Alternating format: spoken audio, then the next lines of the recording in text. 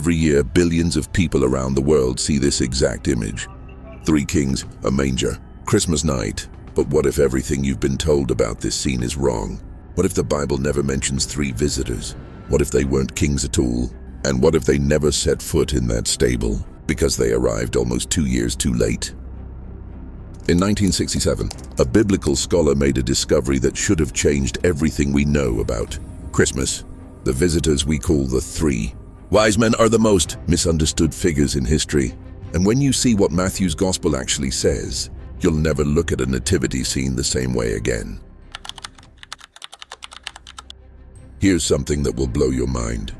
The Christmas story as we know it doesn't exist in the Bible. What we celebrate is actually two completely different stories from two different gospels mashed together. The Gospel of Luke gives us shepherds in a manger, but those mysterious visitors from the east, they only appear in Matthew, and Matthew's version has a detail that changes everything. They never went to a stable. According to Matthew 2:11, they entered a house. The Greek word is oikia, a dwelling, a home, a residence, not a stable. Not an inn, a house. Biblical scholar Kenneth Bailey, who spent 4 decades living in Middle Eastern villages studying ancient customs, confirmed this detail has been mistranslated and misunderstood for centuries. But here's where it gets truly disturbing. How old was Jesus when these visitors arrived? The Bible gives us a shocking clue, written in blood. When the visitors left without reporting back to King Herod, he did something unthinkable. Matthew 2:16 records that Herod ordered the execution of every male child in Bethlehem, from 2 years old and under, according to the time he had determined from the wise men. 2 years old, Herod calculated this age based on when the visitors said the star first appeared. If the child were only days or weeks old, why would Herod target 2-year-olds? The visitors weren't witnessing a birth.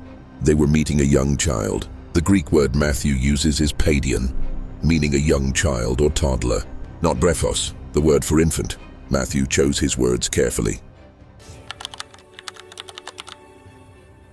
3 gifts. That's where our entire belief in 3 wise men comes from. 3 gifts equals 3 people. It's logical. It's neat. It's memorable. It's also never stated in the Bible. Matthew 2:1 uses the Greek word magoi, the plural of magus. It means wise men or astrologers, plural. That's it. Could have been 2.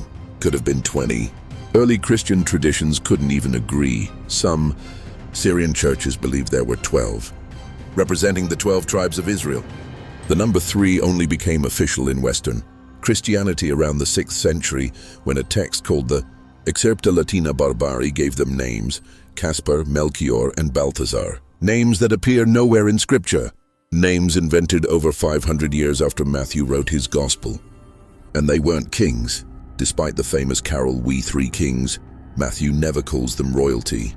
They were Magi, a specific class of Persian scholar priests and astrologers. According to the ancient historian Herodotus, writing in the 5th century BC, the Magi were a priestly tribe from Media and Persia, modern-day Iran. They were experts in astronomy, dream interpretation, and natural philosophy. They were advisors to emperors, not emperors themselves. So where did the king's idea come from? Early Christian theologians like Tertullian in the 3rd century connected Matthew's visitors to Old Testament prophecies about kings bringing tribute.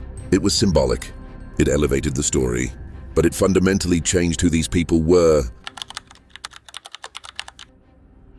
Let's talk about something nobody mentions in Christmas: pageants, the journey itself. If these scholars came from Persia or Babylon, the most likely locations from the east, they traveled over 1,000 miles. In the 1st century, traveling that distance on foot or by camel took months, not days, months. Biblical historian Paul Meyer estimates the journey could have taken anywhere from 4 months to a year, depending on weather and route. This is why they found Jesus in a house. By the time these foreign scholars prepared their expedition, made the grueling journey, consulted with Herod in Jerusalem, and finally reached Bethlehem, Mary and Joseph had long since left the temporary shelter. They'd settled, started a life, and those 3 gifts weren't random baby presents. They were prophecies. Gold, the tribute to a king; frankincense, the incense of deity burned in temples. But myrrh was different. Myrrh was a bitter spice used in burial rituals. It was what you brought to prepare a body for the tomb. These scholars, guided by stars and ancient prophecies, brought a gift of death to a child. Akit 4, why it matters. So here's what actually happened according to Matthew. An unknown number of Persian scholar priests saw a celestial sign, possibly a planetary conjunction that occurred in 7 to 6 BC, as astronomers have documented. They spent months interpreting it, preparing, traveling. When they finally reached Judea, they consulted political power first, Herod in Jerusalem, before finding their destination. They entered a simple home and met a toddler, a young child who could walk, who could look them in the eyes. They gave him gifts that predicted his identity. King, God, sacrifice. Then they vanished from history. Matthew 2:12 simply states they turned to their country by another route. That's it.